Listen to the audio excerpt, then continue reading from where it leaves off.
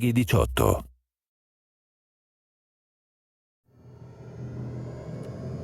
Blowing stuff up and hitting the authority where it hurts. That's my game. Now, if you're as good as Elizabeth says you are, then I do believe you and I will get along nicely.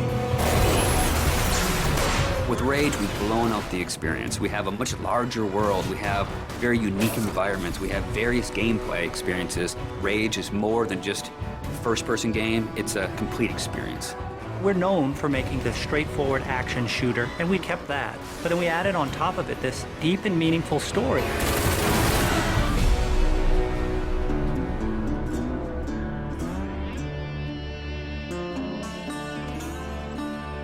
So the story of Rage. We had the setting, we knew we wanted to have it on Earth, then we had to decide how we would destroy the planet. And we actually found that there's a real asteroid, which is called Apophis, which will pass by the planet around 2036.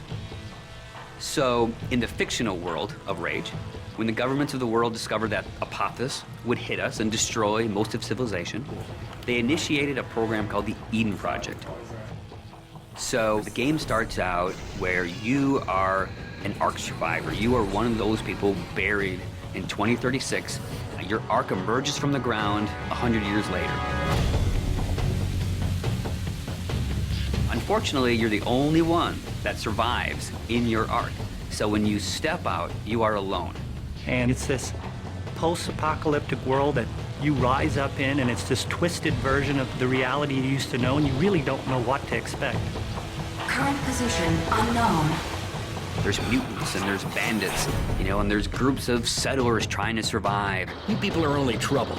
Now be on your way. The world has moved on, and it has its own thing going. We don't give the character a name or a face that's unique to the story. We want the player to jump in and actually add his own identity into that character. So when you step out of your Ark in Rage, you have no idea what your role in the bigger conflict will be. At first, all you are worried about is surviving. And you team up with some settlers, and you're doing some odd jobs. So here's what I need you to do. So you're not just going from one area to an airlock to the next area. It is an open world. It's believable in a sense. And it's the story and the characters and the setting that really delivers the gameplay. You're driving across these landscapes, and you're going visit people here, and they're giving you jobs to do. And as you head out of your safe zone, you enter like a combat area.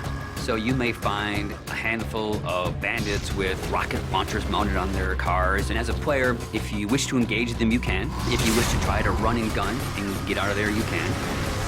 Then the story starts unfolding, and you realize that these warring bandit clans, they all occupy a certain area of the wasteland. They own it. They'll attack you if you go in there and you don't look right. Then the same thing with the towns. If they don't know you, they're going to treat you like an outcast. Well, will you look here? A new face, a new body. Oh, I am so glad I got out of bed this morning.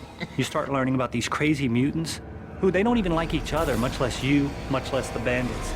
And then you learn about this other faction, the Authority, and they start playing a bigger and bigger role in the story. They are trying to control the wasteland and set the direction of mankind. That's the truth.